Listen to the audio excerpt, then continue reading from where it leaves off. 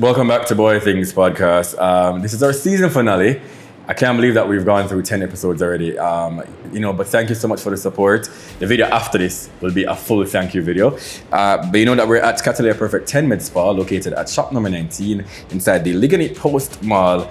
And this is the final reminder for all their promotions that is going on currently. You know that they have their summer body promotion where you get 20% off all non-surgical slimming treatments. Yeah, remember, non-surgical, no pain, easy, non-invasive. So you get 20% off all of that. Remember, they also have their summer raffle, which gives you a chance to win a weekend for two at a resort in Ocho Rios.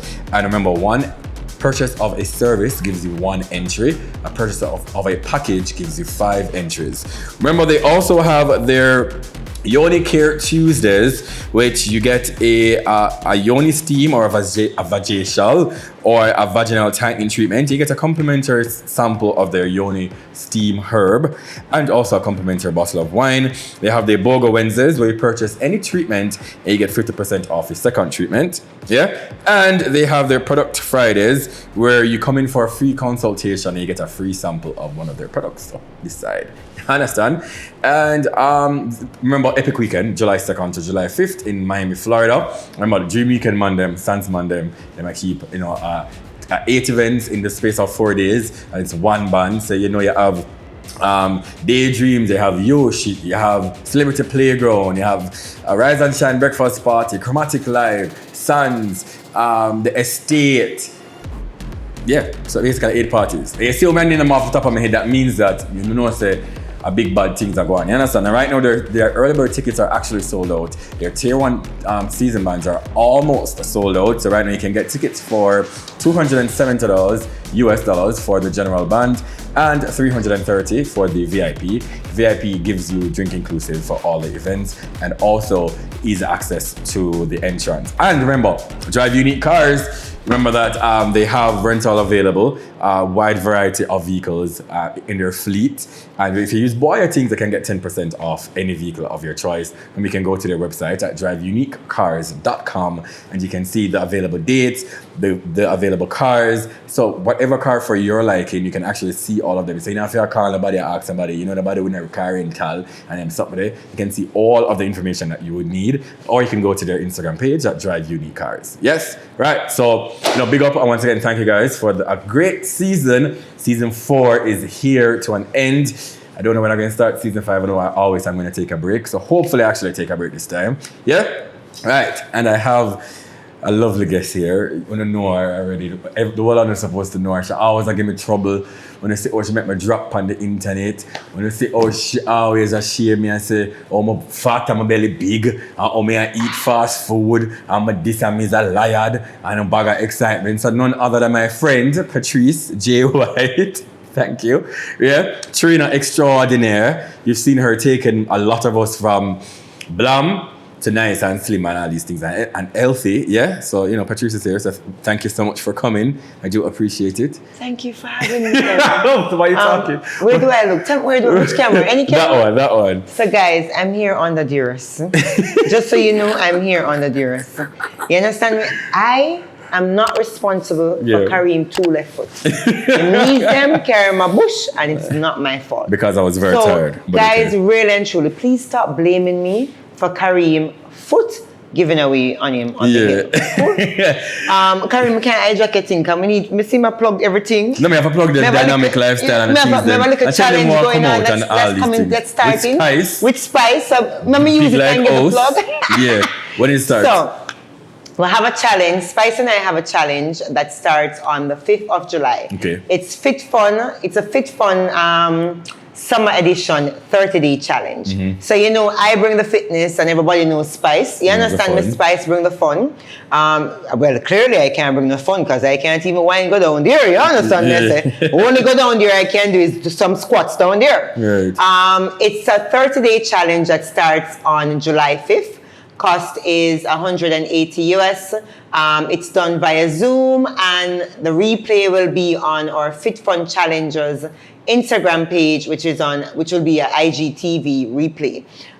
You need to register for the challenge. You can go to my website, which is patricejwhite.com to register for the challenge. So over the 30-day period, you'll be able to do workouts with me and Spice. No, guys, she will not be at all the workout sessions.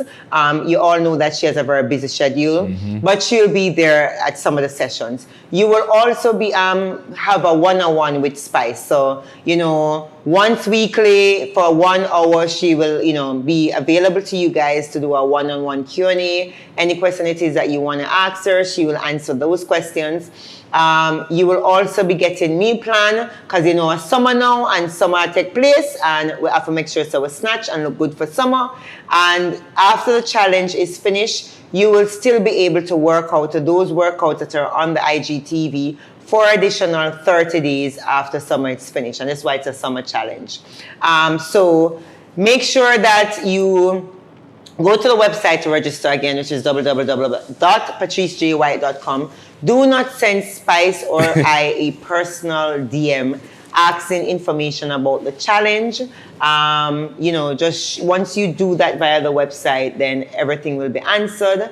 Once you have registered and signed up for the challenge, it's a matter of sending a screenshot as proof of payment on the IG page, to the IG page, and you'll be accepted as a friend on the IG page.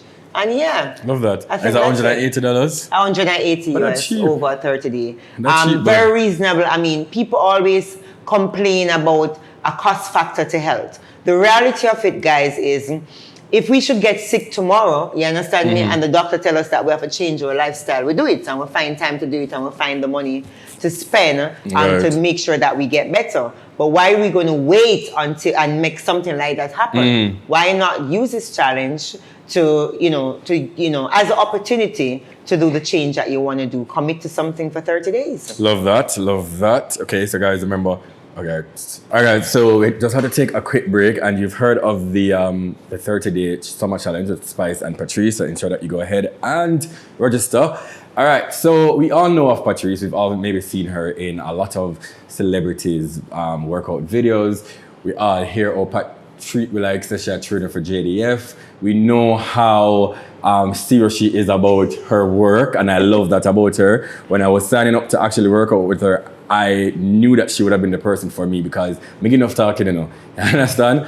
And if it's a regular trainer who maybe just said do 10 something, yeah, I'm not gonna do it. So Pat, say Pat I got in my back. But we've all know of that personality of yours, Patrice, right? And you are now, I would say, the biggest trainer in Jamaica. Yeah, but there must have been a journey of how you've gotten it here. Because I'm not saying just wake up and just say, yeah, you're there, so no, I was a lazy fat girl. Really? Well, not growing up, but yeah. So I want to just take it back just a little bit though. Where did you grow up? You grew up in Kingston? No, I'm from Spanish Town. So I was born and raised in Spanish Town. I was actually born, Spanish Town Hospital. But I grew up in Komati. Komati, yeah. Went to Rising Park all age. I don't remember which basic school. Somebody asked me about that when I know about that. When I remember them things there. From there, I moved to Kingston with my mother, and I went to Tarrant Primary, from Tarrant Primary to Kingston. So that's when we get the taste of Kingston. Right. You get where I'm coming from? Yeah. Okay, good. And then, so what was your childhood like? Like, were you used to run up and down on the road, or were you more of a reserved child? So I'm the product of a teenage pregnancy. Okay. My mother had me when she was 15. So my childhood was a constant reminder of I should have been aborted because I basically have destroyed their life. To this date, my mother and I, we don't have a relationship. Any at all? No, none at all. Up until I'm 42 in a few weeks, and up to when I was 38 years of age, I still yearned that relationship. But it took me 38 years to realize that we will never be mommy and daughter. We'll never have that relationship. But I lived with her for a few. I lived with her right up until I was in, I lived with her right up until I was in fourth form, fifth form. It was like a back and forth. We really have one of those rough relationships. So it was really back and forth. Lived with her, lived with my father, catch here, catch there, live with family, catch here, catch there. So childhood for me was a very rough thing. Right. And I guess that's why I have this rough, aggressive personality. Right. I'm not the person that, I'm not a sensitive person. I'm not the family person. If you should put it in, you know, my husband said it to me a few weeks ago. We were having one of those heart-to-heart conversations. And he did say to me, he's like, he understands why it is that I'm not family oriented. And it's because of how it is that I grew up. Right.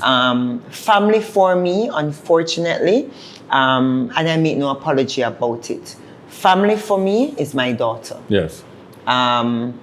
Everything else outside of that, it's like a work in progress for me. Right. So I'll always drop everything when it comes to my daughter. I will not think twice when it comes to my daughter. But when it comes to everything else outside of that, Right. then should I not, you know, upon it, Yeah, etc. And I guess it has to do with, you know, me wanting that relationship with my mother growing up. Wow. I don't have a close relationship with any of my family members. As I get older, so let me tell you, I'm not knocking my family, but my family is the type of family on a whole. You know, that's just how my mother was. And that's what how just other members of my family is. The only time you really hear from your family is when they want something. Yeah. You get where I'm coming from, when they want assistance, when they want something. If you want your family, you know, it's just a phone call to have like a conversation about, you know, any issue it is or anything it is that is happening to you. They're not there, you understand me? When I had the bar business, so when my mother left Jamaica, I know I kind of jumping, but actually just trying to give you a general understanding of my family dynamics and why it is that I'm not close with my family. When, you know, my mother left Jamaica and was living in Cayman, and she was working in Cayman. And for the years when she was in Cayman, I heard nothing from my mother, had no relationship with my mother, had no communication with my mother. During that time frame, I got pregnant and I had my child. And she knows I was pregnant, she knows I was, you know, and not once did she take up the phone or, you know, whatever social media method then it was to reach out to say, hey, you know, stuff like that, etc. Then she had to come back to Jamaica. And she was in Jamaica for a while. And that's when she reached out because then now she needed assistance she needed a job, stuff like that. And she was working with me. So she was working with me when I had BarstoGo. When she get back the opportunity to go back to Cayman, that, you know, I didn't even know she was leaving. It was, you know, if I could give her some money to take care of some expenses, etc. But the money was really to buy a plane ticket to go away. Right. And I never learned that, I never knew that she was leaving the island until after she left the island and left my younger brothers with a guardian. And one of my younger brother got in trouble and I had to get him out of the station, out of the jail. You get where I'm coming from? So that's always my relationship with my mother.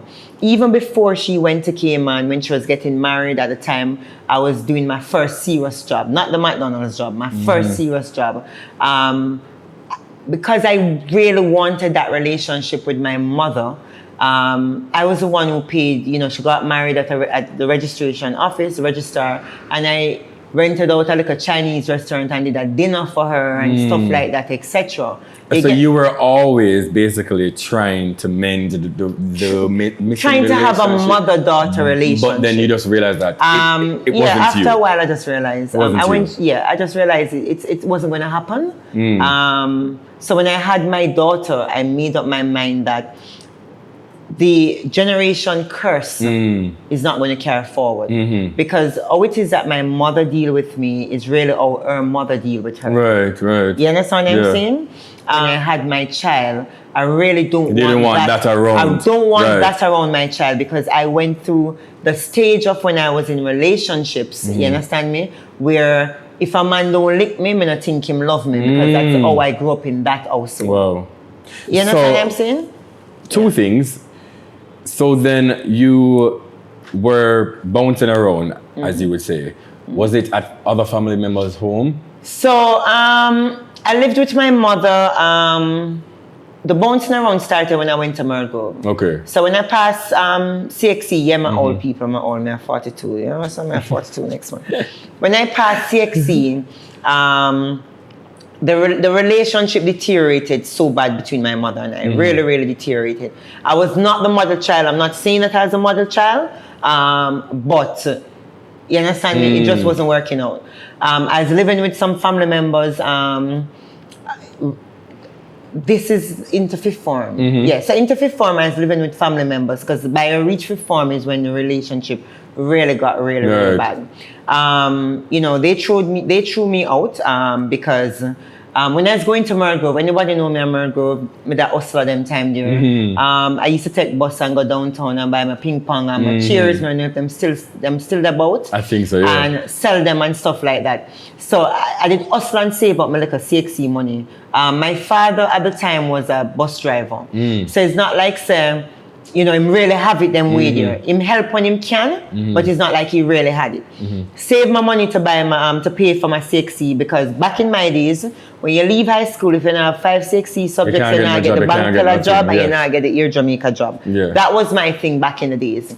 And around a week before paying for my CXC subjects, came home from school and my family member that I was living with at the time, the money was missing. And I went to Arbitrary Police Station. Police came there, and you know, when police leave, you know, I'm nowhere for I guess it's a part of life.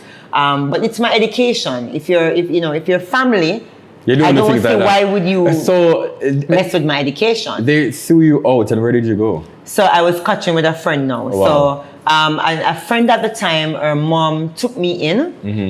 So I was living with them at the time, and that was how I met my ex-husband because he used to live next door. Right. You understand what I'm saying? So did you end up doing your CXCs at that time? I did end up doing my CXC. So who paid for them? So remember, I tell you, I'm from Spanish Town, and when I used to live in Spanish Town, so why, you know, I think about Karim, why you bring me on them journey? Yo, it is a part of the story. And when I heard Spanish Town, you know? Let me tell you something, man. I watched an interview with you, right? And when I heard some of the things, it really moved me. And I was saying, we all see where you are right now, and we don't really know. And we know, so we hear it a lot of times. Oh, the journey, but the journey is your truth, and the journey really brings you where you are now, and I love that. Like I was back and forth. Like this year I was living in Kingston, next year I live in Spanish Town. This year I living in Kingston, next year. So the journey of my mother and I relationship up to fifth form. Sometimes I was with my father or is present, whichever partner he was dealing with at the time. And whenever I'm with my father or the partner he was dealing with at the time, I would always be back in Spanish Town. Whenever I'm with my mother, I'd be in Kingston. Because, you know, the back and forth, the relationship. Now, where was I? What did I talk about? You were saying that I asked about how you paid for the CXCs. So, during the Spanish Town era, the back and forth, a lot of us as school kids, I don't even know if he still has that place.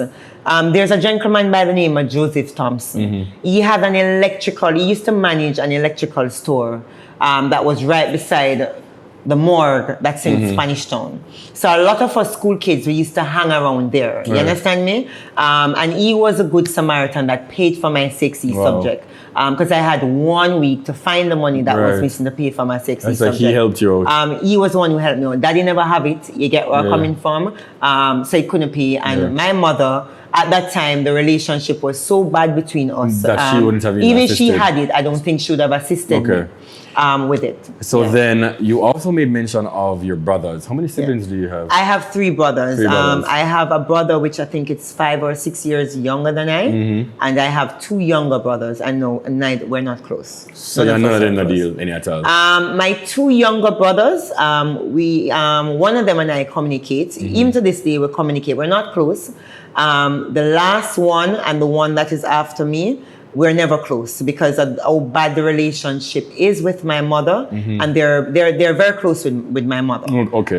So it's you know, you take sides. Right. And that's fine. I understand because that's your mother. Right. You get where I'm coming from? Yeah.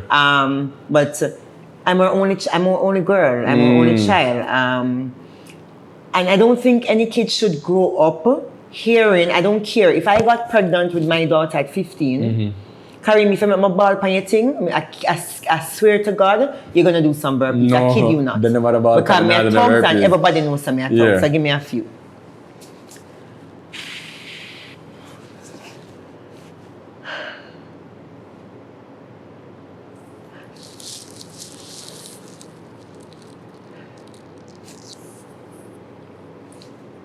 If I should get pregnant, if I had gotten pregnant at 15 years of age, how I view motherhood, you understand me? I can't fathom putting anything before my child. You understand me? My mother, she, at several times she go through the cycle of every man come before her kids. You get where I'm coming from? And, you know, now I'm older, I can understand to some extent why the hatred would have been there for me. Because if you get pregnant at 15 and you're in this abusive situation, you're not seeing a way out of that situation. Yeah. So I can understand now why. You understand what I'm saying? Why, you know, Yeah.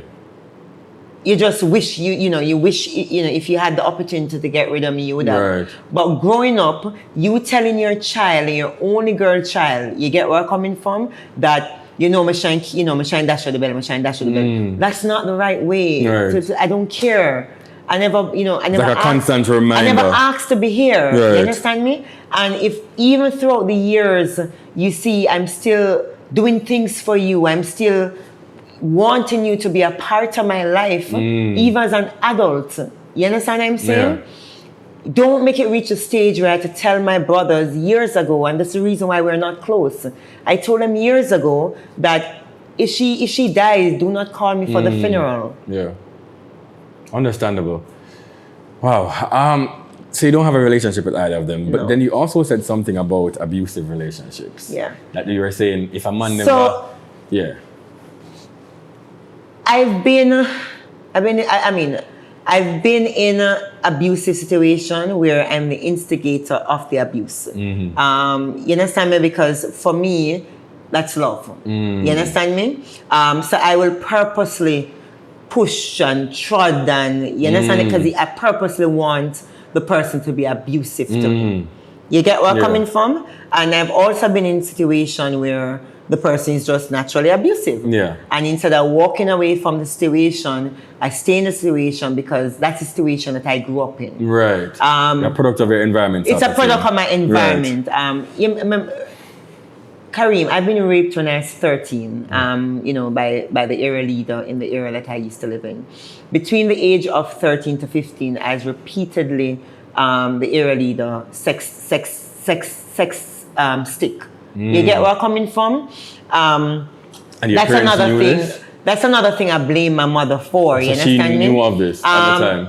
I don't know if she knew about it. You get where I'm coming from? But I blame her for the situation that I'm in. Right. Because of how it is that she allows, my mother more concentrated on my brothers than me. Right. You understand what I'm saying? Because you are a constant regret then for her. Exactly. Right. So because of that, because of that upbringing, if I'm not being abused, if abuse is not reaching me, I don't think it's love. Right. Right. You get where I'm coming from? Yeah. It's my whole head process and my whole thought process changed when I found out I was pregnant. Right. And not only changed when I found out I was pregnant, it changed when I found out I was having a girl. Yeah. Because when I was So then you didn't want to when be I was pregnant, like me want that. wipe it me. I want me to do it girl child, me know for words girl child. Yeah. Because I'm rough, when I know for be soft, when I know for do nothing else but being a fighter, survivor. You understand what I'm saying? Yeah. So, when I remember when Dr. Abrams, did the thing, look ultrasound and you say, it's a girl and when I ask nothing, whatever. You understand me? I remember when I left his office and I went outside and I sat in the car, I made a pledge to myself that the relationship that I have with my mother would not be the relationship that I have with my daughter.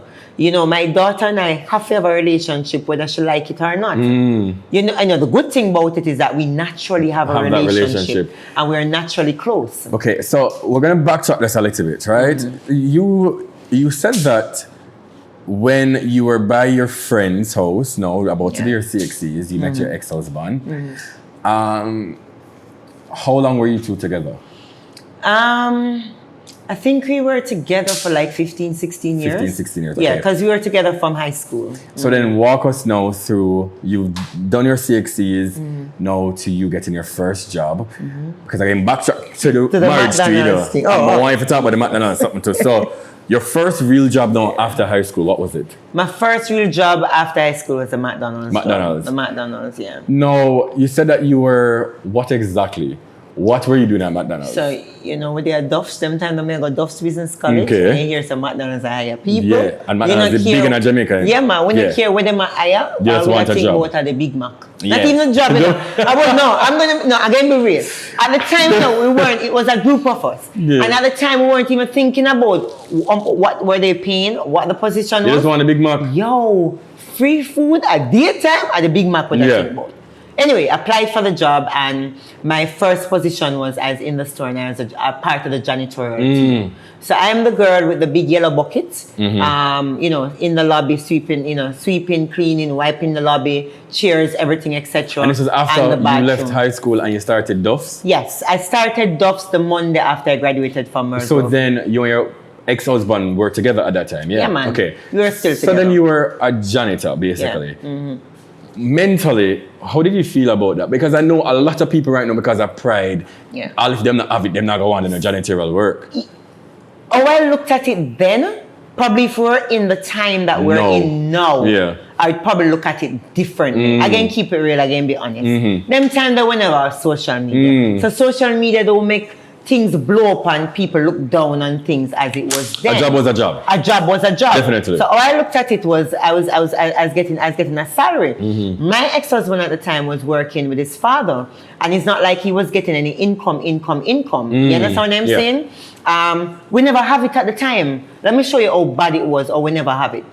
Weekend time, we used to go to his mother's house, and mother used to pack us up with grocery for come back into town for last year for the week. You get where I'm coming from? So you two live together? Yeah, we were living together. So me doing the quote unquote McDonald's job, the janitor job, a big step up. Yeah. You get where I'm coming from? So then how long you were a janitor for? Probably around 3 months. Because it was one of his own friend that actually came into the store in the blue shirt.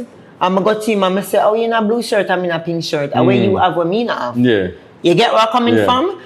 Because we were in the same age group and stuff. So, him tell me, say, I'm having like a CXC subjects them and stuff like that. So I, went to the GM, asked for a meeting, said to the GM that, because what he was at AA. Them time, I was so concentrated about the burger, the free burger, I never even understood the different positions that McDonald's have and how it is that you can elevate.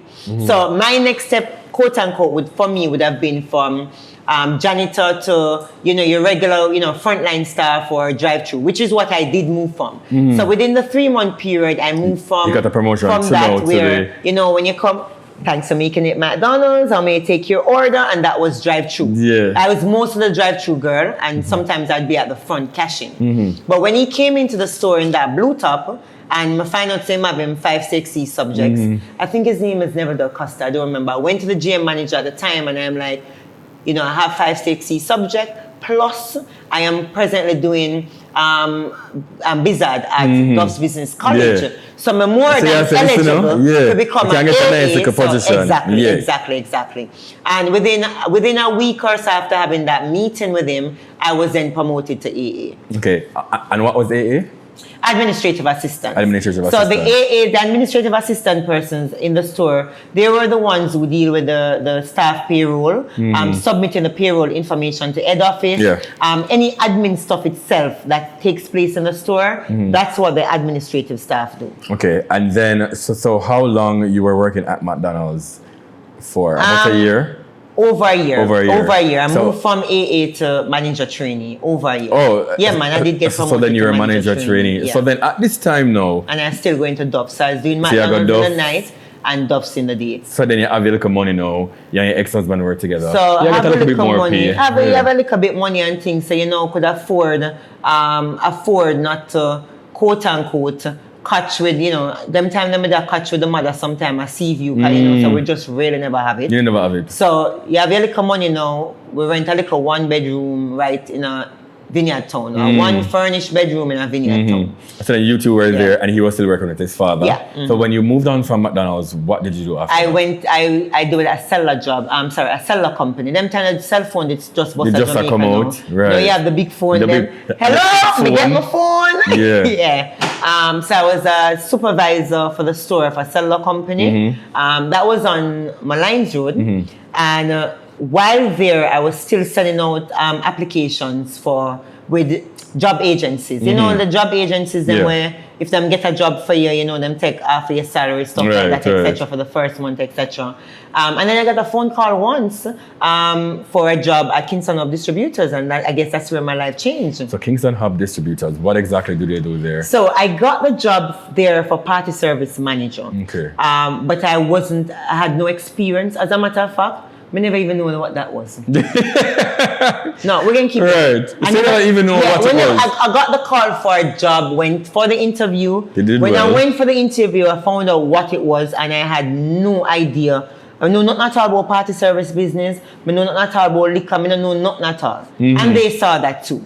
So I wasn't eligible for that job because I never even have the experience or the requirements that they really wanted for the job. Right. But the owners of the company were the ones who also own biggest fast food restaurant in Jamaica. I don't know if it's still open. I don't think so. And they also have the Taco Bell franchise that was in Jamaica. I remember Taco Bell time. So they needed now an accounting clerk, somebody to help in that position, to help the manager, because they had a manager that that oversees Everything. everything that actually was placed in-house from Kingston Hub. Yeah. So I was like a little accounting clerk, we deal with the accounting The stuff books and from the that, stuff. etc. So I was doing that, but then I realized somebody want the job, the party service job. You tell me something. My personality is, if you tell me I can't get something or I can't do something, especially I can't do something, I'm going to prove you wrong. Definitely. It's a Leo in me. Sorry, Yeah. I'm going to prove you wrong. Yeah. So I remember going to my boss and saying to him, I want you to train me and teach me everything about the party service business. Which is what he did. I remember for the first year, everybody knows a party take place in the night. You see, I talk about Epic Weekend and so. Them time whenever used to have day party, Yeah, we right. have breakfast It was only party and night stuff. parties. It was always night party. And Kingston Hub at the time was they had the distribution for Red Stripe. You understand me? So for 1 year, I used to work the party service industry free because I want to learn the industry. So I used to work it, at nighttime free. And you best believe I must be at work 8:30 the next morning because that's has nothing That's at all done to do with the accounting job job before. now, right. Yeah, that, even though it's the same employer, Company, that but has it's a nothing different at all. position, yeah. So I did that where I learned and I understood the system. So when the managers that they had before, when it wasn't working out, then I got the job. Okay. So I became the party service manager where I started running the business. When 50 cents come Jamaica, hot shots and thing, I me do that. Okay. You get me to that. Me to that with pregnant. You understand what I'm saying? So, it was natural for me, after that to start my own business, which is what I did. Okay, so then in the space of you working the party scene, I'm assuming now that financially things were much better. Yes, I tell you my much better. life changed. Right. When I was at Kingston Hub, my life changed. So every time you get a decent job, guys, don't judge me. I'm coming from the ghetto. I'm tired of gunshot. Yeah. You understand me? So every time I get a job and the pay is a little bit better, I'm used to move. Yeah. So when love I was that. working at the cellular company, I moved from Vineyard Town because I'm tired of Vineyard Town is not safe. Right. So I moved out of Vineyard Town and I moved in another 1-bedroom in Avondale. Same furnished because we couldn't afford. Yeah. We couldn't afford furniture. Moving on Change up. the game. Moving on up. But we moved to Yeah. a 1-bedroom in Avondale. Avondale. When I got the Kingston Hub job now, You move So, again. yeah, man, move again. I warmed here, man. You've heard. I'll never forget when I got the Kingston Hub job, my salary was $20,000 for the month. And that was enough money them time, you know. $20,000 for the month, and my rent at $12,000 for the month. So you know, so we have $8,000. Yes. But we move. So we moved to Romton Drive. Okay, so close to Heavendale, but yeah. We moved from a little 1-bedroom now. I think somebody's outside, man. All right, so we're back to take a quick break. So, Pat, so you say when I get the Kingston Hub job, you move from Heavendale to Roehampton, which is still close. So we moved from outside. It was a studio to now you have your own little flat. So you have a little kitchen in the bathroom and stuff. So you were still with your ex-husband at that time? Yeah, and I still furnished too. Don't forget, it's still furnished because we never have the money. Never have no furniture. Never have the money. We never have the money. Then, he was working with his father still? He was still working with his father. So you were the main income earner at that time? No. Not the first year and a half at Kingston Hub. Okay. And how long were you there for? I was with Kingston Hub from 1999. I left in 2004. Wow, so that's 5 years. Okay, yeah, man, 5 years that. So by year 2, I now became the main income earner. So then you were now on the party scene. Yeah. And so you left Kingston Hub and then you started your own business. Yes. Based on the experience that you would have had and the connections based on and the stuff. birth of my daughter. My daughter is integral in everything it is that I do. So when your daughter so when she born, was 2 months old, I came to the decision that I want to try the entrepreneurship thing because not because I think I was an entrepreneur. I had the right persons that were nudging me, nudging me and saying, Pat, I think you need to do this on your own. Right. I think you can do this on your own. I think you can survive on your own. Yes. You get where I'm coming from? So they were nudging me before I had her. When I had her, when she was 2-3 months old, I just get up one day and say, you know what, I'm going to resign. I'm going to do my own thing. Yeah. I'm going to resign. It never did easy. Yeah. So you'd have to fall back on the ex-husband financially. So now, as a young entrepreneur, it's not easy. Right. So were you guys married at that time? Yeah, man. We got married. I got married when I was 18, 19. Oh, wow. Okay. Yeah, I think 18, 19, yeah. So then you guys were married. Legally we were married for 15 years. So then you were married and everything was going good. You left that job now. So now financially, being an entrepreneur is very, very hard. Yeah. So you started, but then you had a wealth of knowledge and I would say connections. I had a wealth of knowledge and I had I built the network connection. And I think that was my blessing. Because I decided that I wanted to infiltrate the segment that I was not from. I'm a ghetto girl. And the segment I was infiltrating was the uptown scene. Right. And I wasn't from uptown. Kareem, you're my top, I'm still not from uptown. I probably live there now, but I'm the outcast. Yeah. So I have to give a lot to, Richard Beer from Main Event. I was with Main Event for, when I left Kingston Hub, I was with Main Event for a few, doing events coordinating work with Main Event, while I still have BarstoGo. Okay. So they allowed me to have my bar service, you get where I'm coming from, while I still able to get a salary. So what exactly was BarstoGo? For persons that don't know, because I know BarstoGo. BarstoGo was we did bars for parties, which is what it is. We did bars for parties. Yeah. Talk about it, whatever the party is, basically that's what we did. Yeah. Yeah. So then, you supply parties with liquor. Yeah. The full setup. Full setup. Yeah. So, but this would have been. Yeah. Can you plug it in for me? This would have been like financially, to start a bit hard to get equipment. It was. So this is how we did it. It was. For staffing, it wasn't hard because remember I had that network of staff from Kingston Hub. You get where I'm coming from? Yeah. These bartenders are freelance with everybody. Right. So the staffing element of it wasn't hard. I started BarstoGo with a young man at the time. I don't know if he's still keeping this party. He used to keep a party named Mellow Vibes. I know Mellow Vibes. Yes, okay. So I went to Jete. I needed a partner because I don't think I would have been able to do it on my own. And we partnered and started BarstoGo. Again, I had the network, I had the contact. So this is how we used to do it. We do parties on the weekend. The Friday evening, the truck go Rare Nephew, Red Stripe, wherever, pick up the liquor them, you understand me? And the Monday morning, the truck goes back to Rare Nephew, wherever, and drop off the liquor. Right. Now, the relationship that I have with these persons, one of the person was integral in BarstoGo development is a lady by the name of Rima Wright. I'll never forget that lady. I met Rima when Rima used to be at Red Stripe. Then she went over to Rare Nephew where she became, I think she was head of sales or something at Rare Nephew. So a lot of time Rima took out the goods them in her name. So I was running a consignment account in Rima Wright name.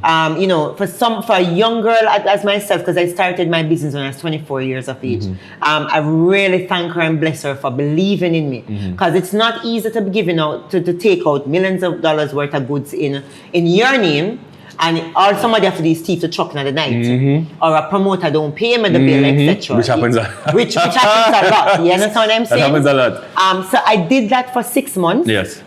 And she went to, you know, management and say, hey, I can vouch for her. Give her a charge account. Because at the time, I don't know if it's still how it is that they do it. To get a charge account at Red Stripe and to get a charge account at Rare Nephew, you have to have a guarantor. And a bank guarantor. And the bank guarantor is if you want $1 million charge account, the bank have to have $1 million sit down. That's how it works. And you never have that. And we never have nothing. You get where I'm coming from?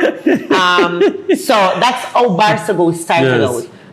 Jetty and I relationship broke apart because from school days, I'm business minded. And, you know, I partnered with a promoter. You understand what I'm saying? And so, you know, you're thinking about business and expansion and where the business is going to go, and promoter is just thinking about promoter. When party done, profit split, and that's it. When party done, we need to rent a warehouse, we need to have one truck, we need for this, we need for that, we need for whatever. And at the time we were friends before we went into business together. So for the friendship element of it, we decided that it's best for us to part. You understand me? Because we don't want the business to destroy the friendship. Right. I mean, him always run the joke, him like, you see, when they have your vision, when him walk out of that, you know. You understand what I'm saying? But you know, years later, well, not even years later, by the end of the year when I started BarstoGo, he saw the vision that I had. Because by that time now, BarstoGo blew up to be one of the biggest bar services in Jamaica. Okay. Then, so privately, so you were successful in BarstoGo. 1 year in, everybody that used BarstoGo, I know that for a fact. It's so funny how life can come full circle. I'm going to tell you some examples off camera, but you know, I've had run-ins with you multiple times, and you were strict on your business. You take a business serious. Like how you take a tuning serious. Yeah. So this is just your personality. Personally though, how was your relationship at that time? Everything was going good? I was with my husband from high school. So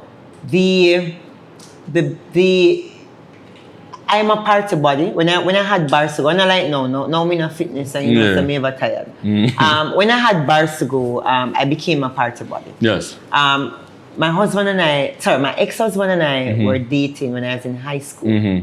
So you start get older. And your vision and your likings and interests gonna change. You and know, stuff. we started running business together because he had the food arm of the business, etc. Outside of the business, we now no longer had anything in common. We no longer except Michaela. So y'all had just a daughter and the business. Yeah, and a daughter and a business, and things weren't really going. Yeah, intimately, you know. At some point in time, the marriage would have been finished, but the marriage was really finished. The marriage was really finished a long time before persons on the outside knew. Persons on the outside knew because I started dating. Persons on the outside knew because I guess he started dating the person who I was very good friends with. Very, very good friends with. She actually was even working in the business. She actually used to run the business for me also. You get where I'm coming from? And I guess that's how people now realize that, okay, clearly they're separated. Yeah. So this person was a friend and she is now with, at the time, it's still your husband. Did you confront her about it? I heard they were together before we separated and both of them denied it. After we separated, then they were together. They said that it happened after. That was a very bitter process for years that followed. You get where I'm coming from? And it's not bitter because I was still in love with my ex-husband. Because the truth of the matter is, our relationship had died a good while. Right. We were just live under the same roof. If you get where I'm coming from.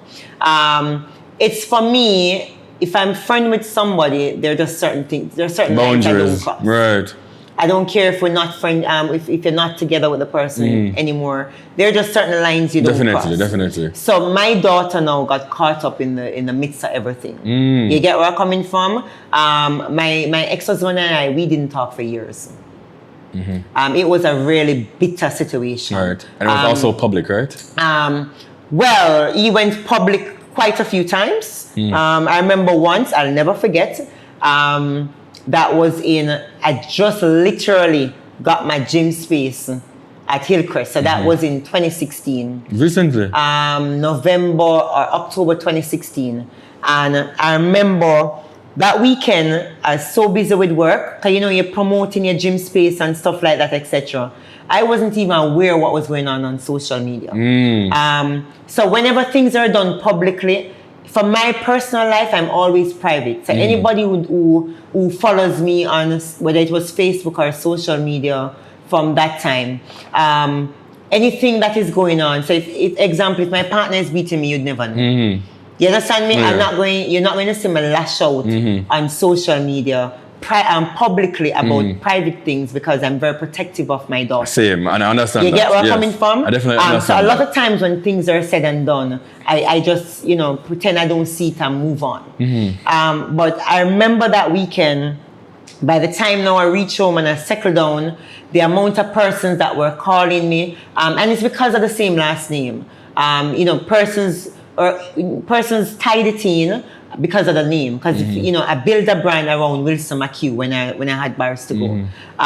When he did some article in the paper, the only time I see my daughter and and I remember a girlfriend of mine who is a publicist. She said to me, "Pat, enough is enough. You have to say something." And I said to her, "No, because at the end of the day, I have to think about my child." And secondly, all you're going to do is, remember, I have a lot of followers. I always have a large network of people that follow me. All you're going to do is bring attention to something that don't need attention. Right. You understand me? I remember when we were going through the bitter spasm of our separation, I was always somebody that was in the media from BarstoGo days. And, his way of getting back to me is like, I know to get back at you. By going in the media, right. So, you get where I'm coming from? But you all know, once you have, good publicists and stuff, any negative story can dead. Right. And, I've always big up my friend Cattleya. She no longer live in Jamaica. You get where I'm coming from? When that negative headline was out and people who were close to me were saying to me that I have to address it. I reached out to her and I'm like, please deal with it for me, because I was not going to address it. Right. And she got that story to dead before it even reached anywhere. Yeah. You get where I'm coming from? But the bitterness of the separation and of the whole situation around it it carried over a lot with Michaela. It destroyed her graduation. Big fight was her graduation at Peter. Really? You get where I'm coming from? It was just really... It was a lot. It was a lot, and it was a lot on her. It was really a lot on her. And this is why when people now say to me, people know the situation, like, Pat, it's really high of you to take the high road. I'm like, for the love of my daughter. Yeah. I do it because of the love of my daughter. So then, what year exactly did you officially divorce? My divorce became official the year when I got married, 2015. 2015. Yeah. Okay, so in 2015, you still had BarstoGo? BarstoGo closed down in 2014. 2014. Yes. Why did you end that chapter of your life? I wanted to get rid of my former life. Anything that ties me with my ex-husband and his partner, I didn't want. I fell out of love with the business. So you just. So I did BarstoGo. When I started BarstoGo, initially I started it as a money-making thing. So I started BarstoGo in 2004 to earn income. You get where I'm coming from as an entrepreneur. Yeah. In 2006, that changed. So when I was doing BarstoGo, it was bartenders who were telling me how to make drinks and this and that and stuff like that. I went to a bar convention in 2016 and I sat into a conference with a guy that's named Dale DeGraff. He's regarded as the king of the cocktail in the USA. And when I left that, I reached out to him. No, I met with him first before I actually reached out to him. And I said to him, I want to become who you are in Jamaica. You understand me? And that opened my eyes and made me realize that a lot of bartenders here, they didn't really know how to make drinks. Right. They didn't understand, what the 7 base spirits are. There's a lot of things that they didn't know. At the time, when you think of bartenders, if your daughter come to you right now and say, boy, Kareem, before I change the landscape of how people look at bartenders. Yeah. You want to be a bartender, you're mad? You think me and you go to school to be a bartender? Right. And you take up a big stick and you want to lick them down. You understand me? Because when you think of bartender, you're thinking about the ones who are working, the bars in the street side bars. Yeah. Them work week on, week off, stuff like that. You get where I'm coming from? So when I left that trade show in 2016, I fell in love with bartending. I now was not the business person. I was the business person, the businesswoman, but also the bartender. And that was how the brand now came about, Patrice Wilson McHugh. So you had my business and you had me as a brand. As a brand. Now, I am now in a situation with a name I hate. Right. You understand what I'm saying? Right. The Wilson McHugh. I can't go to Wilson because I build a brand around Wilson McHugh. Right. I'm going to tell us, all my daughter last name, the one change, Yeah, man, you're like a bitter sprat there. You understand what I'm saying? So they just wanted to leave all of that I wanted lifestyle. to leave all of that behind. Yeah. And then the bar business was also, the bar market became saturated. Definitely oversaturated. Everybody will go college, the kids them go UE and them something, everybody, the bar industry came to the point where, you want to earn a little cash, you start your own bar company. If you understand what I'm saying? Yeah. So the business became saturated, and then it just started racking up a whole heap of debts. Yeah. As a matter of fact, I was still clearing BarstoGo debt until this year. Wow. No, late last year. Really? I was still clearing NCB credit card that my ex-husband ran up, you understand me, with his company up to last year, courtesy of COVID. You get where I'm coming from? So, when I left BarstoGo, I was broke. I just had to make the decision. I was no longer in love with the business. You understand me? I couldn't figure out how to, get the business out of the situation that it was in. You get where I'm coming from? Because mentally, my headspace wasn't there neither because of what it reminds me of. Right. So then you just left it. So I just left. I just walked away. I walked away. So how long after that situation, BarstoGo, all of that, the name change, did you start your fitness journey? In 2016. So my fitness journey actually started in 2015. So I was always a skinny person right up until I got pregnant with Michaela. As a matter of fact, right up to 8 months when I still carry a baby well, and then whoops, one night I just get, and that's it. Yeah. So I went through the motion of my job, which is bar business, liquor, drinking, etc., and the baby weight. So the liquor and the lifestyle and the baby weight, said no weight now gonna come off. Yeah. You get where I'm coming from? I lost a lot of weight when I went through my separation. When I decided to walk away from my marriage that summer, I walked away from my marriage. I remember the day after my birthday, a summer at ATI, when we had the ATI bar and everything. Bar took place at Negril and Pat wasn't there. Only those who was close around, to me knew what was going on. By the time summer done and I emerge, say emerge very skinny, because I stress. Yeah, man, you get where I'm coming from. But when you start dating again, the weight comes back on and it's your lifestyle, you understand me? So I got as heavy as 210 pounds. In 2015 though, I remember my present husband and I, we were at home, and another girlfriend watching TV, etc. And belly big till it can't big no more. Lie down and, you know, I'm run a joke. So babe, when I give birth? And I'm very insecure about my tummy. Insecure to the point where I was always a skinny person until I had Michaela. Right. And I just couldn't get rid of my belly. So when she was 2 years of age, my tummy was still big. I did liposuction. So I was very insecure about the tummy. So the 10-month belly woman they have when she was 2 years old moved to like a 6 month, because you know the liposuction will suck out all of the fat. You get where I'm coming from, but you put on weight, you put on back, everything. So when he said it to me, it hit a nerve. Right. And that became my why. So the next morning, I went, you know, upstairs in your bathroom, you take your pictures them, and you give a little power talk to yourself and say, Patty, you're going to do it this time, you're going to lose the weight, and it's going to come off. You understand me? Along with the fact that there was some girls I idolize on social media.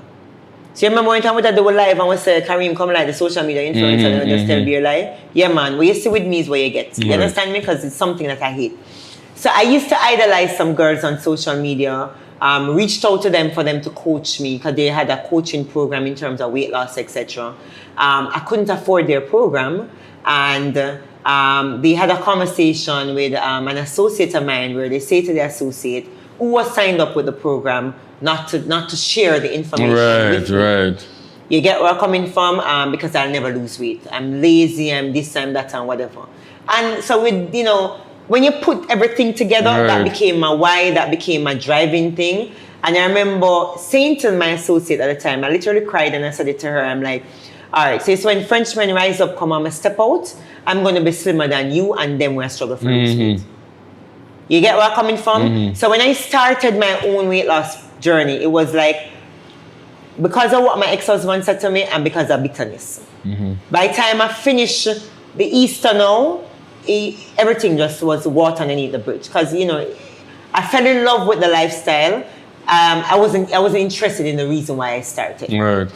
So I was documenting now my journey in terms of the weight loss journey, and stuff like that. And people would always be messaging me, asking me questions, advice, and stuff like that. So I just decided that I was going to do it myself. So that's how Dynamic started in 2016 for 2016 Carnival with me and two of my brethren. We did it as a carnival test run using Spartan Gym at the time because we never have no gym. You get where I'm coming from. Cut a deal with the owner of the gym where we bring in X amount of persons and collaboration, you get back a kickback, stuff like that, etc. And that's how Dynamic was started. So then you've been doing this for 5 years. Did you? It's never successful. Nobody go there now because you think you love. Yeah, people also love things. Say the success comes. So, but continue. So, in the span of 5 years, as quickly as you can, right? I want you to.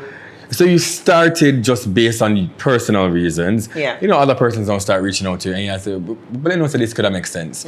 So you started at Spartan because you couldn't afford your own space at the time. And my house. Started at Spartan and my house. And your house. The journey now for your fitness journey, you've been through a lot to getting a space, to getting losing clients, to losing the space, getting back a space. There were a lot of things that have happened. Were there any moments that you felt like you wanted to just give it up at that time? Because at that time, you wouldn't have noticed or known that you would have been here now. Like Patrice. When I started, we started in 2016 for Carnival. When Carnival wrapped, I started doing it full-time from home. Then I had to come out of my home because NEPA came down on us. Really? Yeah, apparently, you know, long title and whatever, and in a residential area, and uptown people are nice now. We'll keep it real. Well, we know. No, we'll keep it real. We definitely know that. Nobody judge me, we're just keeping it real. So NEPA draw down on me. So we had to find a space. You understand me? Because I got a cease and desist order. After doing it 3 months from my house, I got a cease and desist order. My husband was the one who found the Hillcrest location. Yes. Found the Hillcrest location. At the time, the rent was $300,000. And I'm like, oh, well, the backside, may I get money from the pay gym rent? If you get where I come from. But because we had to leave, I had to leave home, and he believed in my dream, I guess. bless up his soul, because I'm more than over believing it.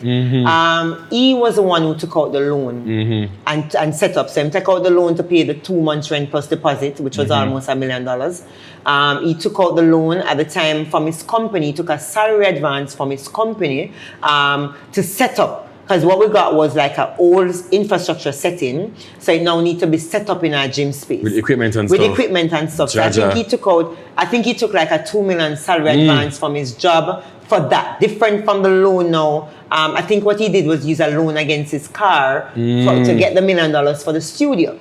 So you're looking at, say, example, $3 million that he invested for me to set up my own thing.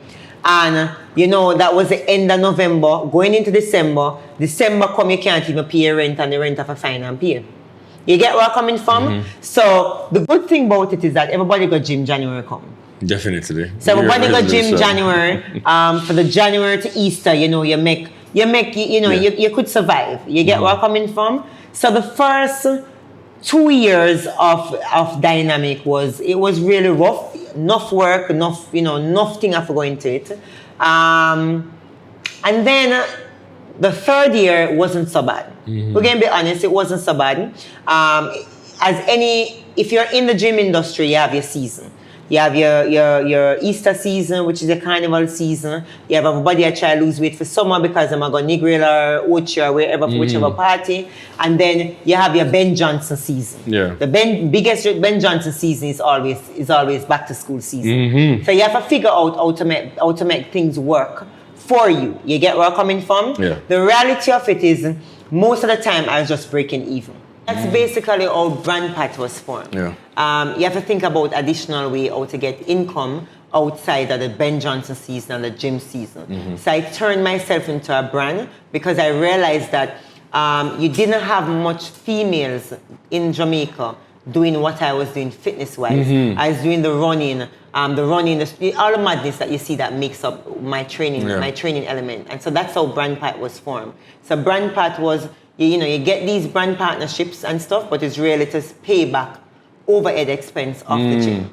And then COVID came, when the gym so the gym started doing well. And then in COVID. 2019, the end part of 2019, the Ben Johnson period of 2019. And then COVID. And then COVID came. And then you had to regroup and then I had the fire, I have to relocate. Right, there was a fire at the location, and then... I had the fire, the relocation, and I did a temporary relocation to Benson. So we talk about the uptown people, yeah.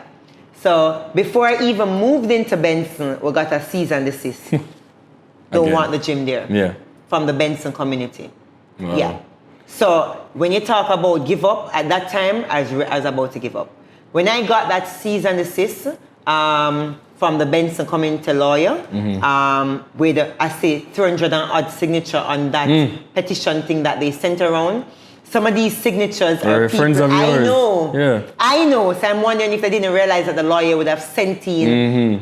I cried till I couldn't cry no more. Wow. I cry.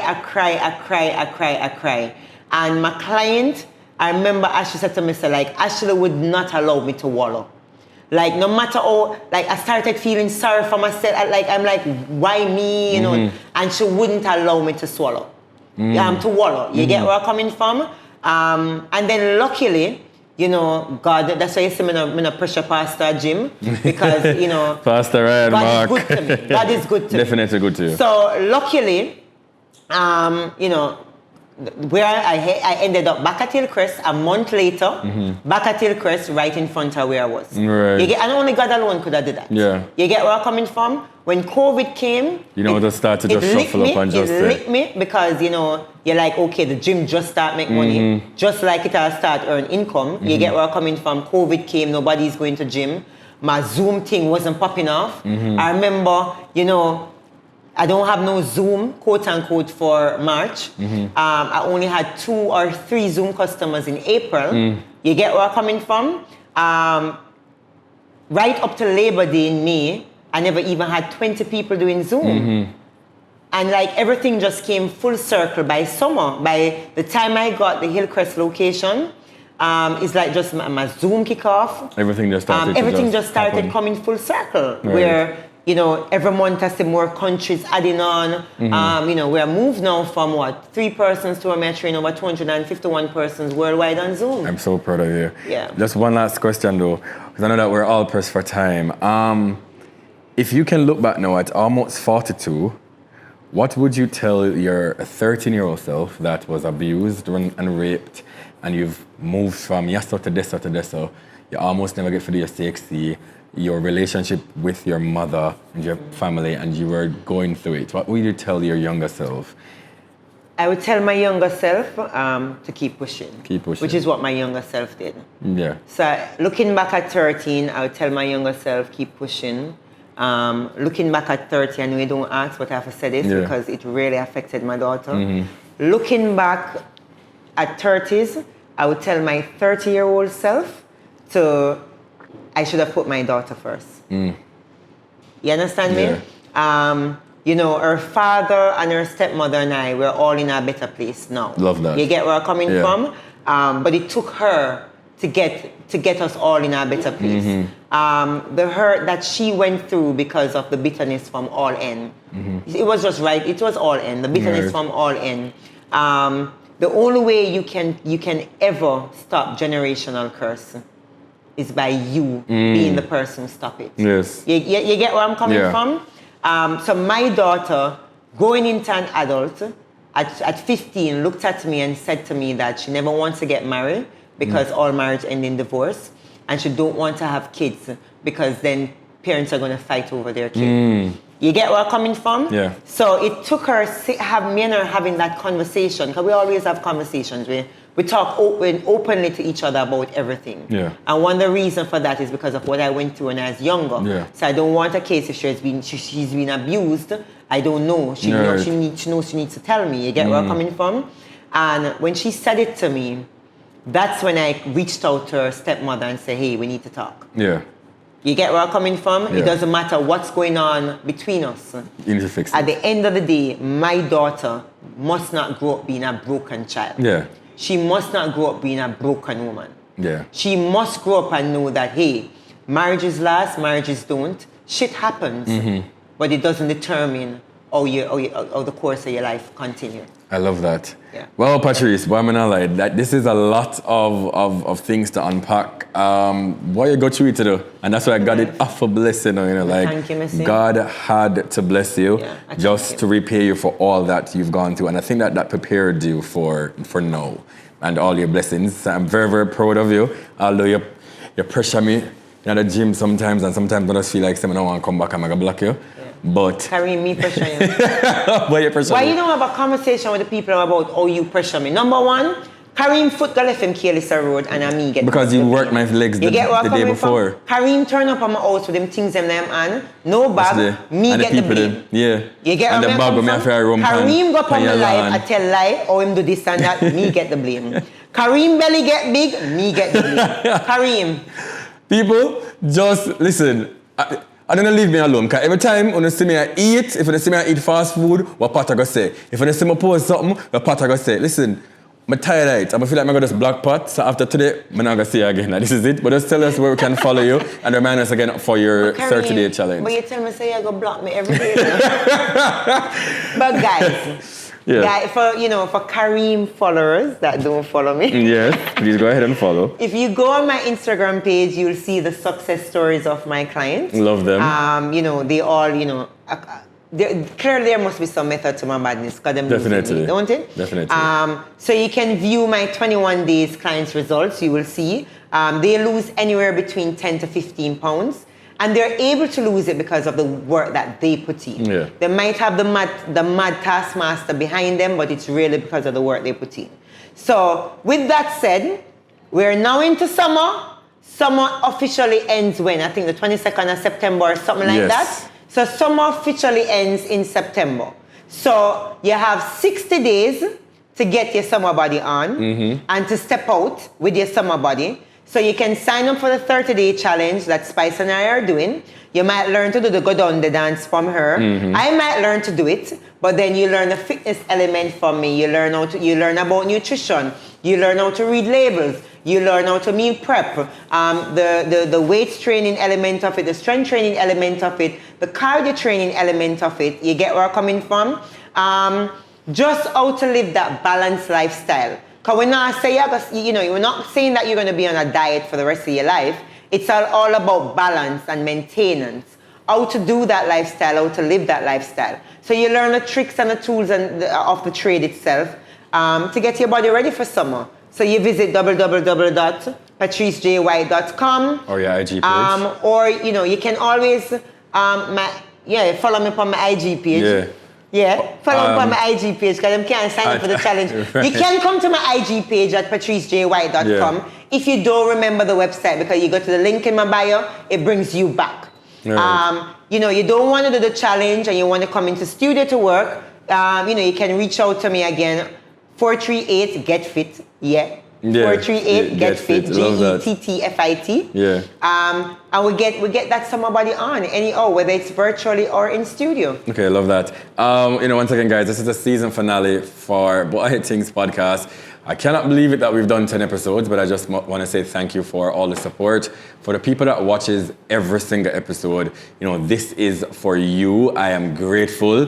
There are days when I don't want to continue because I'm tired and stressed from all of it. But, the support really and truly pushes me and gets me going. So, thank you. We trend every week on Twitter. The thousands of views that we've gotten on YouTube. I think we're at 24K subscribers now. Yes? Nice. So thank you so much for that. Bye, Manalai. Nice. You guys have surpassed all my expectations, and I do thank you. Thank you to the Bombcast for all the work that we've done. So we're gonna see you this time for real. I'm gonna take a month break, hopefully. Hopefully I can go on like a resort and relax myself and then make us up with it. I wonder if I'm gonna use a month break there for commit for 30 days consistently in the gym. That can happen because no man have no work, right? I think that's a challenge. That's a challenge. Remember to follow me on Twitter and Instagram, and also remember my radio show every Tuesday night, 8 to 11 on Newstalk 93 FM.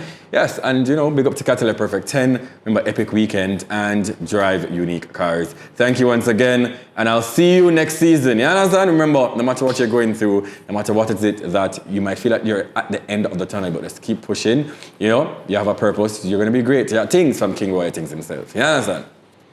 Did he say King Bwoyatingz? That is, yes.